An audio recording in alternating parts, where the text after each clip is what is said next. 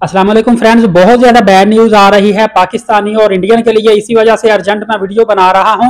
Medina पाक में रियाजुल जन्ना में पाकिस्तानियों और इंडियन की बहुत बड़ी तादाद में गिरफ्तारियां हुई हैं।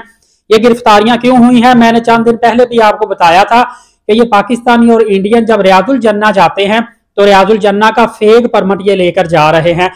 होता असल में ये था कि जब इनकी स्लॉट खाली नहीं मिलती थी नुसुक एप्लीकेशन से रियाजुल जन्ना के लिए परमिट लेते हैं, या इनके पास टाइम कम होता था, 4 दिन 5 दिन 8 दिन के लिए मदीना पाक में रहते थे, या ये मसला पेश आता था कि स्लॉट इन दिनों में खाली नहीं होती थी, तो मदीना पाक के अंदर ही काफी लोग ऐसे घूम फिर रहे होते हैं जो 50 रियाल 100 रियाल 150 200 जितना भी कोई फंसता था फंसाते थे और उनको फेक परमिट दे देते थे और फेक परमिट कंप्यूटराइज बनाकर एडिट करके देते थे। तो आपको पता है कि ये जो शुरते होते हैं, इतना टाइम नहीं होता कि वो एक एक का वेरीफाई करते रहे परमिट। इन्होंने काफी दफा नोटिस जारी किए थे कि ये काम ना करें, इलीगल काम है, सऊदी गवर्नमेंट की जानिब से भी इलीगल काम है, लिहाजा अच्छी बात नहीं। दूसरा, आपको पता है कि अब इन्होंने ये पाबंदी लगा दी है कि एक दफा अगर आप रियाजुल जन्ना में दाखिल हो गए तो उसके बाद 1 साल से पहले रियाजुल जन्ना में दाखिला नहीं हो सकता। मुकामी लोग भी इस तरह करते रहे हैं, अब उनकी नौकरियां भी जाएंगी। ये जो यहाँ से पाकिस्तान और इंडिया से लोग जाते थे मुतमरीन उम्रा करने के लिए, इन्होंने भी बड़ी तादाद में वहां पे परमिट फेक बनवाए थे। अब ये भी पकड़े गए हैं। सिर्फ ये ही नहीं पकड़े गए, बल्कि इस तरह हुआ है कि अगर सऊदी अरबिया में कोई बंदा मौजूद है जिसने इनको फेक परमिट बना के दिया, एडिट करके दिया, वो भी पकड़ा गया है, उनके अकामे कैंसिल हो रहे हैं।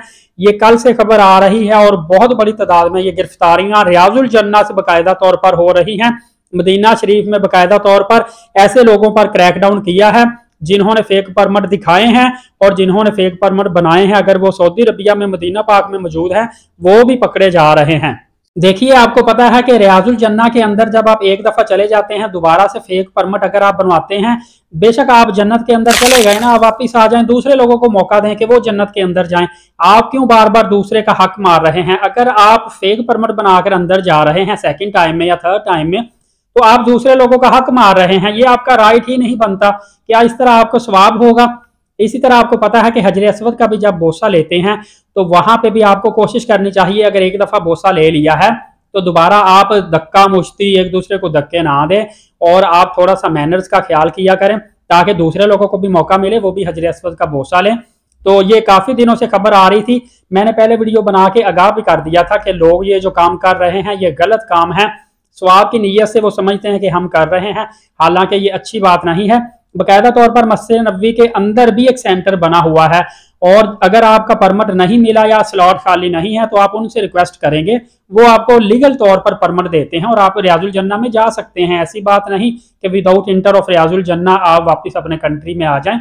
इसके अलावा आपको मैंने ये भी तरीका बताया था कि आप अपने ट्रैवल एजेंट से रब्ता करें, उनका कोई ग्रुप आते रहते हैं उम्रा पर, तो उन्हें कहें किसी ग्रुप के साथ मुझे रियाजुल जन्ना का परमिट ऐड करवा दें। तो तरीकेकार लीगल काफी ज्यादा होते हैं, लोग वो इस्तेमाल नहीं कर रहे थे। अब मस्जिद नबी के अंदर जो लोग घूम रहे हैं, जो 100 200 150 रियाल का परमिट फेक बनवा कर दे रहे हैं, अब वो भी गिरफ्तार हुए हैं।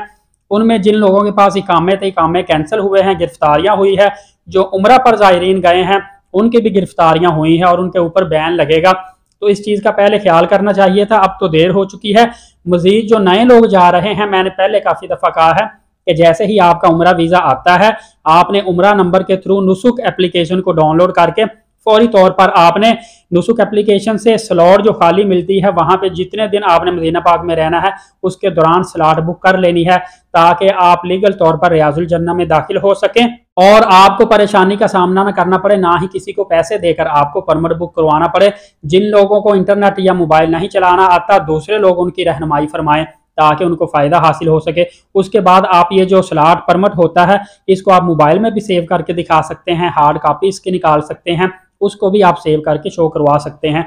ये एक लेटेस्ट मालूमात थी, अर्जेंट खबर थी, तो मैंने सोचा मैं आपको फौरी तौर पर इससे आगाह कर दूं ताकि लोगों को इससे नुकसान ना हो और लोग इस्तेफादा हासिल कर सकें।